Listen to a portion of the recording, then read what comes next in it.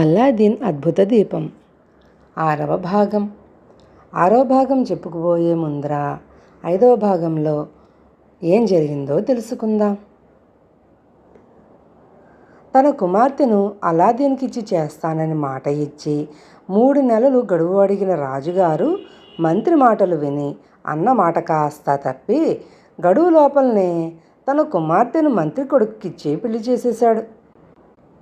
ఈ సంగతి తెలిసి అల్లాదీన్ దీపంబూతం సహాయంతో పెళ్లి ఆగిపోయేటట్టు చేశాడు. పెళ్లి రద్దయిపోయింది. పెళ్లి వినోదాలన్నీ కట్టిపెట్టబడ్డాయి. ఇది 5వ భాగంలో జరిగిన కథ. ఇప్పుడు 6వ భాగం చెప్పుకుందాం. రాజు కూతురు బుదూర్కు మంత్రి కొడుకుకు జరిగిన పెళ్లి రద్దయిపోయిందని, రాజుగారు మంత్రి కొడుకును దూర ప్రాంతానికి పంపేశారని ప్రజలందరికీ తెలిసిపోయింది. ఈ సంగతి విని అల్లాదీన్ ఎంతో సంతోషించాడు. తన దీపాన్ని మెచ్చుకున్నాడు. రాజకుమార్తె వివాహం ఎలా భగ్నమైనది తనకు తప్ప ఇంకొక నర మానవుడికి ఎవరికీ తెలియదు. అందుకు కూడా అతను చాలా సంతోషించాడు. త్వరలోనే రాజుగారు పెట్టిన 3 నెలల గడువు పూర్తయింది. అల్లాదీన్ తన తల్లిని రాజుగారి దర్శనం కోసం వెళ్ళమన్నాడు. ఆమె తనకు గల దుస్తులన్నిటిలోకి మంచివి ధరించి రాజసభకు వెళ్ళింది. ఆమె సభలో అడుగు పెడుతుండగానే రాజుగారు ఆమెను గుర్తించారు. ఆయన తన మంత్రితో, అల్లాదీన్ తల్లి వస్తున్నది, గడువు తీరింది గనక ఆ అమ్మాయిని తన కుమారుడికిచ్చి చెయ్యమంటుందని అనుకుంటున్నాను. 3 నెలల గడువు పెట్టిన సంగతి నాకు జ్ఞాపకం రావటం మంచిదైంది అన్నాడు. మంత్రి తనకు జరిగిన అవమానాన్ని ఇంకా మరవలేదు. ఆయన రాజుతో, మహారాజా, తమ వంటి వారు ఆడిన మాట తప్పకపోవడం మంచిదే గాని చేసుకోబోయే అల్లుణ్ణి గురించి కొంతలో కొంత తెలిసి ఉండటం కూడా అవసరమే. బొత్తిగా ముక్కు మొహము ఎరగని వాడికి పిల్లనెలా ఇస్తారు? ఈ అల్లాదీన్ గురించి నాకు తెలుసు గాని మీకు బొత్తిగా ఏమీ తెలియదు. ఇతని తండ్రి ఒక పేద దర్జీవాడు, పేదరికంతోనే మరణించాడు. అలాంటి వాడి కొడుకు సంపన్నుడని ఎలా నమ్మటం అన్నాడు. దేవుడు కరుణిస్తే ఎవడైనా సంపన్నుడు కావచ్చు అన్నాడు రాజు. అలా జరిగింది అయినా మనకు దాఖలా ఉండాలిగా. నా సలహా ఏమంటే ఈ అల్లాదీన్ను పెద్ద ఎత్తున కట్నం అడగండి. అతను తీసుకురాగలిగిన నాడు మనం కళ్ళు మూసుకుని ఈ సంబంధానికి ఒప్పుకోవచ్చు అన్నాడు మంత్రి. నువ్వు చెప్పింది దివ్యంగా ఉంది మంత్రి. ఆ ముసలావిణ్ణి ముందుకు రమ్మను అన్నాడు రాజు. మంత్రి పిలవగానే అల్లాదీన్ తల్లి రాజుగారిని సమీపించి ప్రణామం చేసింది. మేము చేసిన వాగ్దానాన్ని మర్చిపోలేదని అక్కగారు తెలుసుకోవాలి. అయితే మనం లోగడ పెళ్లి కూతురి కట్న కానుకలను గురించి మాట్లాడుకుని ఉండలేదు. పెళ్లి కూతురు రాజకుమార్తె అని గొప్ప పుట్టుక పుట్టినదని అక్కగారు మర్చిపోరాదు. పెళ్లి కూతురి కట్నంలో ఏమేమి ఉండాలంటే 40 పోత బంగారం పళ్ళాల నిండా రత్నాలు రాసులు పొయ్యాలి. ఆ రత్నాలు కూడా పూర్వం నాకు కానుకగా ఇచ్చిన వాటిలాంటివే అయి ఉండాలి. ఈ 40 పళ్ళాలను 40 మంది అప్సరసల వంటి ఆడబానిసలు రాజభవనానికి పట్టుకురావాలి. వారి వెంబడి 40 మంది నల్ల బానిసలు పహారా కాయాలి. అలాగే రావాలి. ఈ కట్నాలు తెచ్చి మా ముందు పెట్టిన మరుక్షణం పెళ్లి ఖరారు అవుతుంది. అది వరకే మీ కుమారుడు నాకు కానుక పంపి ఉన్న కారణం చేత నేనింతకన్నా ఎక్కువ కొరదలచలేదు అన్నాడు రాజుగారు. ఈ కోరిక వినగానే అల్లాదీన్ తల్లికి గుండె ఆగినంత పనైంది. ఆమె రాజుగారికి మళ్ళీ ప్రణామం చేసి మారు మాట లేకుండా తిరిగి వచ్చేసింది. ఆమె ఇంట్లో అడుగు పెడుతూనే అల్లాదీన్తో, ఈ రాజకుమార్తె ప్రమేయం మనకు వద్దని నేను అప్పుడే చెప్పలేదుట్రా అన్నది. ఆమె అల్లాదీన్తో రాజుగారన్న మాటలు చెప్పి, పోనీ బంగారు పళ్ళాలు రత్నాలు అంటే నేను ఒప్పుకుంటాను.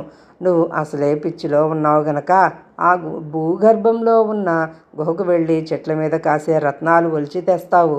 కానీ 40 మంది ఆడబానిసలను 40 మంది మగ బానిసలను తెమ్మంటే అది మన వల్ల అయ్యే పనేనా నాయనా? నువ్వు మాత్రం ఎక్కడి నుంచి తెస్తావు? ఆ ముచ్చుముండా కొడుకు చెవిలో ఏదో ఊదబట్టే రాజు అంత కట్నం అడిగాడు. కనుక ఈ ప్రయత్నం మానుకో బాబూ, లేకపోతే ఊబిలో దిగబడిపోయినట్టు అవుతుంది నీ పని అన్నది. అలాదీన్ ఈ మాటలకు నవ్వాడు. అమ్మా, రాగానే నీ మొహం చూసి నిజంగా చెడు వార్త తెచ్చావని భయపడ్డాను.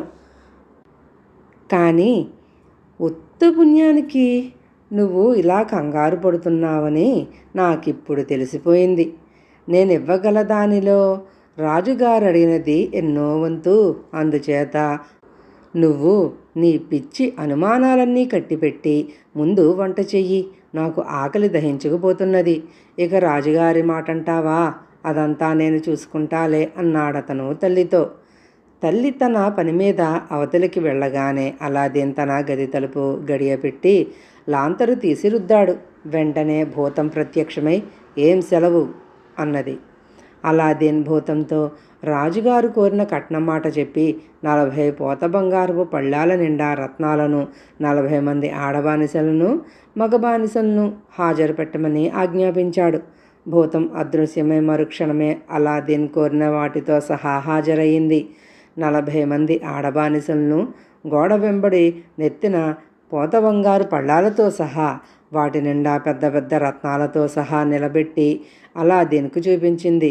40 మంది మగ బానిసలు కూడా ఉన్నారు. అన్నీ సరిచూసుకుని అలాదీన్ భూతాన్ని పంపేశాడు. సరిగా ఈ సమయానికే అలాదీన్ తల్లి వంట సామాగ్రితో తిరిగి వచ్చి తన ఇంటి ముందు మూగిన మగ బానిసలను చూసి తన కొడుకును దండించటానికి గాను రాజుగారు పంపారని హడలిపోయింది. కానీ అంతలోనే అలాదీన్ ఆమెను సమీపించి, అమ్మా, నీకు మళ్ళీ ప్రయాణం తగిలింది. ఈ బానిసలను కట్నాలను తీసుకుని మళ్ళీ రాజుగారిని చూడాలి అన్నాడు. ఆమెకిప్పుడు నిజం తెలిసింది. ఆమె బానిసలను వెంటబెట్టుకుని బయలుదేరింది. ఈ వింత ఊరేగింపును చూడటానికి జనం ఎగబడసాగారు. అలాదీన్ తల్లి రాజభవనం చేరేసరికి వీధులు పట్టనంత మంది జనం ఊరేగింపు వెంట చేరారు. ఏం జరుగుతున్నదో ఎవరికీ తెలియదు. అంచేత ప్రజలు కోలాహలంగా మాట్లాడుకుంటూ ఎవరి చిత్తం వచ్చినట్లు వాళ్ళు కథలు అల్లేస్తున్నారు.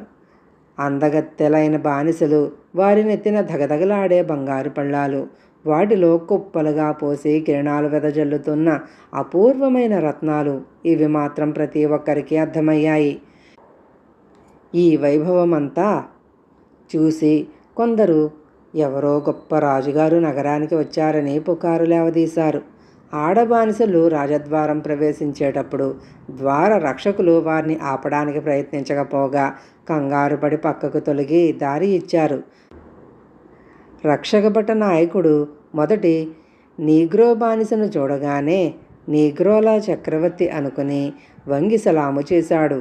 నీగ్రోవాడు నవ్వి, నేను బానిసను, నా యజమాని వెనుకగా రాబోతాడు అన్నాడు. సభలో వివిధ విషయాలు చర్చిస్తున్న రాజుగారు అంత దూరాన బానిసల బారు చూడగానే సభ చాలించి వచ్చిన వారిని తన వద్దకు పంపమని ఉత్తర్విచ్చాడు. బానిసలు వచ్చి సింహాసనమునందు అర్ధచంద్రాకారంలో నిలబడ్డారు. పళ్ళాలను దింపడానికి ఆడబానిసలకు మగబానిసలు సహాయం చేశారు. తరువాత 80 మంది బానిసలు రాజుగారి ముందు సాష్టాంగపడి లేచి చేతులు కట్టుకు నిలబడ్డారు. ఇదంతా జరిగాక అలాదీన్ తల్లి ముందుకు వచ్చి రాజుగారికి ప్రణామం చేసి, మహారాజా, మీ సేవకుడు అలాదీన్ రాజకుమార్తెకు పంపిన కట్నం స్వీకరించండి. రాజకుమార్తెకు తగిన కట్నం తమరు కోరలేదని మా వాడు తమతో మనవి చెయ్యమన్నాడు. కానీ తమరు ప్రస్తుతానికి ఈ స్వల్ప కానుక స్వీకరించినట్టయితే ముందు ముందు దీన్ని మించే కానుకలు వస్తాయన్నాడు అన్నది. రాజుగారికి మతిపోయింది.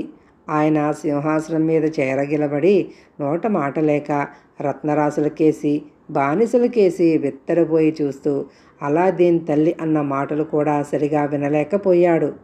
చిట్ట చివరకాయన మంత్రికేసి తిరిగి, మంత్రి, ఈ సంపద ముందు మన సంపద దివిటి ముందు దీపం గదా, మన మాట మన నోట ఉండగానే ఇలాంటి కట్నం పంపిన వాణ్ణి గురించి ఏమనుకోవాలి? ఈ వైభవం ముందు అమ్మాయి ఎంత అన్నాడు. రాజుగారి మాటలకు ఎదురు చెప్పే ధైర్యం మంత్రికి లేదు. అయినా ఆయన అలా అనకండి మహారాజా, ఈ రత్నరాశులు ఎంత విలువైనవైనా అమ్మాయి గారి విలువ ఇంకా హెచ్చు అన్నాడు. ఒక్కనాటికి కాదు, అంతేకాదు నేను అమ్మాయిని ఈ అలాదీన్కిచ్చి పెళ్లి చేస్తే ముందు వెనుక ఆలోచించక ఆ కార్యం చేశానని నువ్వు అనలేవు కూడా అన్నాడు రాజు. ఆయన తన చుట్టూ మూగిన సముగులకేసి ప్రశ్నార్థకంగా చూశాడు. వారు ఏకగ్రీవంగా తలలు వంచి రాజుగారి అభిప్రాయం సరి అయినదని సూచించారు. రాజుగారు ఇక సందేహించలేదు.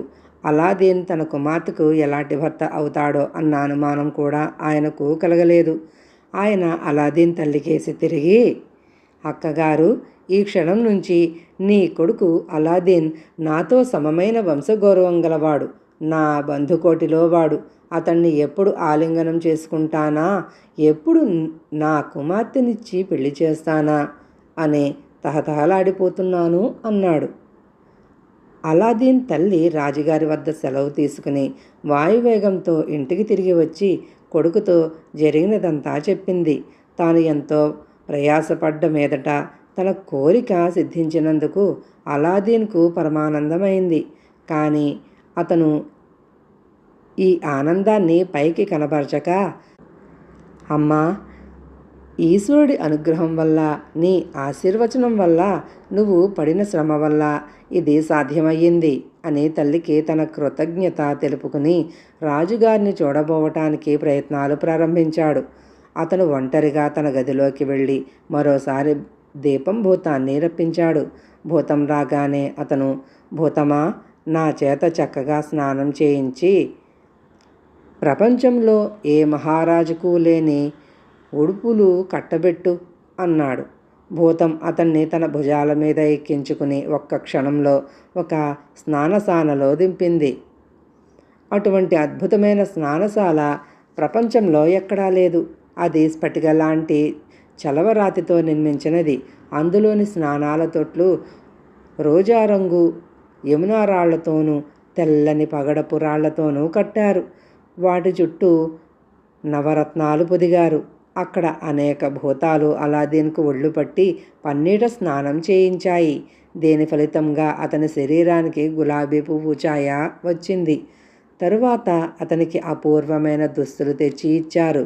వాటి అందం వర్ణనాతీతం. వాటిని ధరించి అలాదీన్ ఏ స్వర్గం నుంచో భూమికి దిగిన దేవరాజకుమారుడల్లే ఉన్నాడు. భూతం అతన్ని తిరిగి ఇంటికి తెచ్చింది. అలాదీన్ భూతంతో, నాకిప్పుడొక మేలుజాతి గుర్రం కావాలి. అలాంటి గుర్రం రాజుగారి దగ్గర కూడా ఉండకూడదు. దానిపైన 1,00,000 దీనారాల విలువగల జీనులుండాలి. నాకు 40 మంది బానిసలు కావాలి. వారందరికీ అందమైన దుస్తులుండాలి. వారిలో సగం మంది నాకు ముందు, మిగిలిన వాళ్ళు నా వెనకాల 2 బారులుగా ఏర్పడి నడుస్తారు. మా అమ్మకు 12 మంది అత్యంత సౌందర్యవంతులైన ఆడబానిసలు కావాలి. 12 మంది 12 రంగుల బట్టలు రాజకుమార్తె కోసం తీసుకురావాలి. నా బానిసల్లో ప్రతి ఒక్కడి దగ్గర 5,000 దీనారాల సంచి ఉంచు. నా ఖర్చుకు కావాలి. ప్రస్తుతానికి ఇదే నీ వల్ల నాకు కావలసింది అన్నాడు. మరుక్షణంలో అలాదీన్ కోరినవన్నీ హాజరయ్యాయి. అతను గుర్రం మీద ఎక్కి కూర్చున్నాడు. అంతకు పూర్వం అతను ఎన్నడూ గుర్రపు స్వారీ చేసి ఎరగడు. అయినా అతనికది కొత్త అనిపించలేదు. అతను కదలగానే ముందు వెనక నిలబడి ఉన్న బానిసలు కూడా కదిలారు. అతను వీధుల వెంట పోతుంటే మళ్ళీ జనం మూగారు. ఇళ్ల కప్పులపైన, కిటికీల వద్ద జనం చేరి ఈ ఊరేగింపు చూడసాగారు. అలాదీన్ ఆజ్ఞ ప్రకారం బానిసలు వీధుల నిండా కిటకిటలాడే జనం మీద బంగారం వెదజల్లారు. దారి పొడుగున జనం అలాదీన్ అందాన్ని, వైభవాన్ని 1000 కళ్ళతో చూసి ఆనందించారు. అతను వస్తున్నాడన్న వార్త రాజుగారికి ముందుగానే తెలిసింది. ఆయన అలాదీన్కు స్వాగతం చెప్పడానికి వేచి ఉన్నాడు. అలాదీన్ను చూడగానే రాజుగారికి అతని విలువైన వస్తువులు, దుస్తులు టీవీ కొట్టవచ్చినట్లు కనబడ్డాయి. ఆయన అతన్ని ఆలింగనం చేసుకున్నాడు. చుట్టూ ఉన్న రాజపరివారంలో వారందరూ పెద్ద పెట్టున హర్షధ్వానాలు చేశారు. బాజాలు మోగాయి. రాజుగారు అలాద్దీన్ను నడిపించుకుని సన్మాన భవనానికి తీసుకుపోయి తన పక్కనే కూర్చోబెట్టుకుని, అలాద్దీన్, నీ పెళ్ళికి 3 మాసాలు గడువు అడిగినందుకు విచారిస్తున్నాను. నిన్ను అల్లుడుగా చేసుకునేటందుకు ఎగిరి గంతు వెయ్యని మహారాజు ప్రపంచంలో ఉంటాడనుకోను అన్నాడు. కథ ఇంకా ఉంది.